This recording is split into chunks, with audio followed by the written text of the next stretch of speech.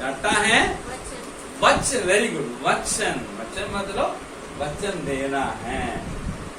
हम लोग किसी को अपने घर बुलाते हैं, है ना, या अपने कार्यक्रम इनवाइट करते हैं तो बोलते हैं आइए ना, वचन दे रहे हैं ना, तब हम आशा रखें। वो बोले हाँ वचन दे दिया, हमको क्या करना होगा, जाना ही हो, प्रॉमिस, है ना, वचन मतलब प्रॉमिस, हाँ वायदा भी है। सो 9 का 11 में हम पढ़ते हैं, मैं आपके लिए पढ़ता हूँ, सुनिएगा। और मैं तुम्हारे साथ अपनी ये वाचा बांधता हूँ कि सब प्राणी फिर जल प्रलय से नष्ट न होंगे और पृथ्वी का नाश करने के लिए फिर जल प्रलय न होगा। ये परमेश्वर इस वाचा में, इस संधि में छठा प्रावधान ये करता है, वचन देता, किनके लिए देता है, सारे मानव जाति के, सारे जीव जंतुओं के लिए, सारी पृथ्वी के लिए वचन देता है, वायदा करता है, फिर जल प्रलय पूरे मानव जाति का नाश करने, पूरी पृथ्वी को नष्ट करने के लिए आएगा। मैं वचन देता हूं, आई प्रॉमिस, आई प्रॉमिस, ऐसा कभी नहीं। आपके लिए भी मेरे लिए परमेश्वर वायदा। इसलिए अगर आप क्रिश्चियन हैं, बारिश से डरेंगे नहीं, डरना चाहिए। अगर क्रिश्चियन हैं, बारिश से नहीं डरना। लेकिन लोगों का अंदर डर होता है ना, हर ये व्यक्ति को गर्जन होता है, बिजली चमकेगी, हम एकांत में जा रहे हैं, अकेले जा रहे हैं, क्या होगा, बाप रे बाप, और बारिश होते रहती, 1 घंटा हो गया, 2 घंटा हो गया, क्या होगा, हम लोग को क्या होता है, डर होता है। अगर पानी को देखते हैं, पढ़ते पढ़ते, स्तर पढ़ते पढ़ते, हमको क्या होगा, डर होगा, है ना। लेकिन जब एक व्यक्ति क्राइस्ट को समझ लेता है, यीशु मसीह को जान लेता है, बाइबल पढ़ना शुरू करता है, उसमें बाइबल में परम में लिखा है, मैं फिर नष्ट नहीं करूंगा, मैं तुमसे प्यार करता हूं, तुम जल में होके जाओगे, मैं तुम्हारे साथ रहूंगा, यदि तुम नदियों को पार करोगे वो तुम्हारे ऊपर प्रबल नहीं करेगा। यशायाह नबी की किताब 43 में पगला जो 3 वचन उसमें लिखा है, में क्या कहता, बाढ़ होगा, नदियां होंगी, लेकिन वो तुमको कुछ नहीं कर सकता है, क्योंकि मैं तुम्हारे साथ हूँ, तुमको वचन दिया हूँ, मैं वो वचन को पूरा करूंगा। जब एक व्यक्ति बाइबल को पढ़ने के द्वारा, यीशु मसीह को मानने के द्वारा ऐसा जान लिया, वो व्यक्ति डरेगा नहीं, डरेगा। 19 में जब हम लोग हम पहाड़ है ना, पहाड़ नहीं है, इन लोग को क्या बोलते हैं, रहने को क्लीन नहीं किया, नगर निगम अपना काम नहीं किया, है?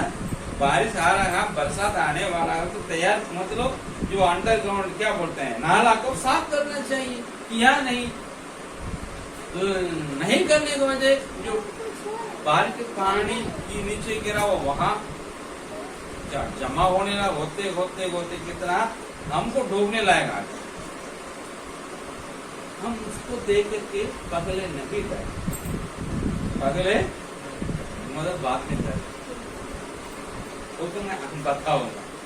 जो मैं पानी पढ़ते पढ़ते मैं देखा, मैं डरा नहीं। हम लोग तो कितने जन थे, आंटी, मैं, हम लोग यहाँ 4-5 जन थे, मैं अकेला पुरुष था, मुझे कोई डर नहीं, क्योंकि मैं यीशु मसीह को जान लिया, परमेश्वर को जान लिया, बाइबल को समझ लिया। जो नहीं समझता है, नहीं जाना, उनका अंदर क्या आएगा, डर आएगा।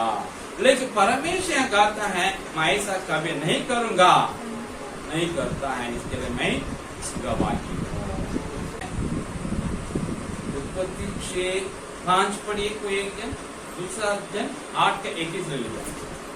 तो तुम 6:5 पढ़ो, दोनों 8:21 पढ़ना। यहोवा ने देखा कि मनुष्य के बुराई पृथ्वी पर बढ़ गई और उसके मन में विचार है, उसके मन में विचार में जो कुछ उत्पन्न होता उसके है, मन में विचारों में जो कुछ उत्पन्न होता वो सब निरंतर बुराई होता है। जितना उसके मन में विचार होता है तो निरंतर बुराई होता है। ये जल प्रलय के पहले, इसलिए परम कहता मैं इसको नष्ट करने जा रहा हूँ कि सब बुराई उत्पन्न होता है, भलाई आता ही नहीं। 8:21 में इस पर यहोवा ने सुखदायक सुगंध पाकर सोचा, मनुष्य के कारण मैं फिर कभी भूमि को साफ न दूंगा, मनुष्य के घर में फिर भूमि को नाश नहीं करूंगा। यद्यपि मनुष्य ने मन में बचपन, उसके मन में बचपन से जो कुछ उत्पन्न होता बचपन से जो उत्पन्न होता है वो बुरा ही होता वो है। बुरा ही होता। पहले जल प्रलय पहले निरंतर बुराई होता है। एक साल वो जहाज में रहा, सब मर गए, नष्ट हो गए, देखा है। और जब बाहर आया तो भी इनके मन में कोई परिवर्तन आया नहीं। प्रभु कहता है निरंतर बुराई होता था, अभी क्या हो गया, और वो बचपन से ही होने लगा, बचपन से ही। परिवर्तन मनुष्य में नहीं है, बावजूद भी मैं नष्ट नहीं हूँ। मतलब यहाँ कोई शर्त नहीं है। मनुष्य जब संधि बांधता है, वाचा बांधता है, अग्रीमेंट बनाता है, शर्त रखता है, तभी भलाई, नहीं तो बुराई।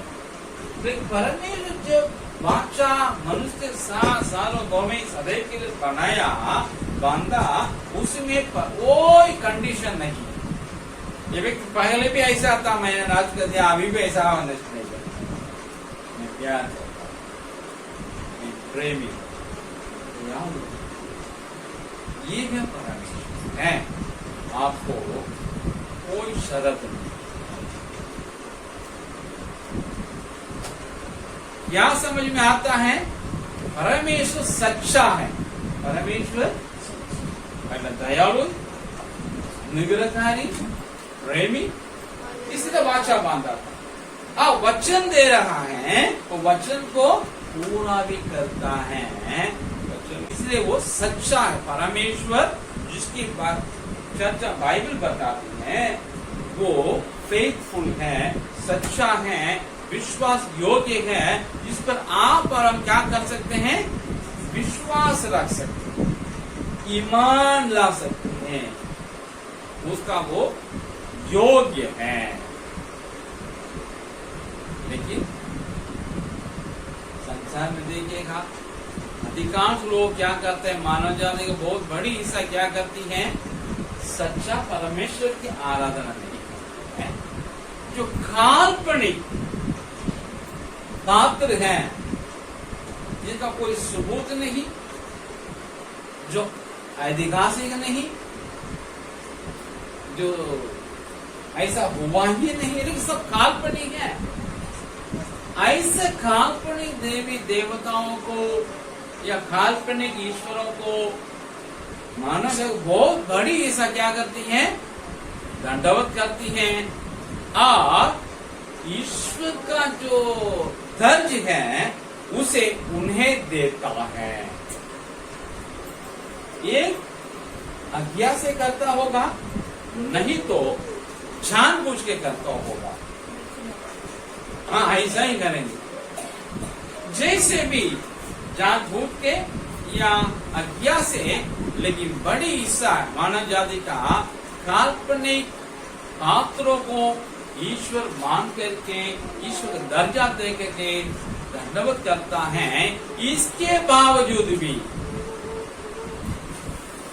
परमेश्वर दयालु है, दिया वचन को आज भी पूरा करता है। लेकिन बाइबल को बिलीव करने वाले, बाइबल के विश्वासीगण उस सच्चा परमेश्वर को विश्वास करते हैं। और इसको क्या आप जानते हैं? क्या जिस ईश्वर को या देवी देवताओं को सुनने वाले में पूछते हैं या दंडवत करते हैं या उसको उपासना करते हैं या आराधना करते हैं, क्या वो सच्चा है आपके लिए? आपके वचन दे के पूरा करता है? अगर वचन दिया तो कहाँ लिखा हुआ है, कहाँ से वचन को समझ रहे हैं? ये आपको पूछने की आवश्यकता है अपने। अगर अभी तक ऐसा नहीं है तो आपको क्या करना होगा?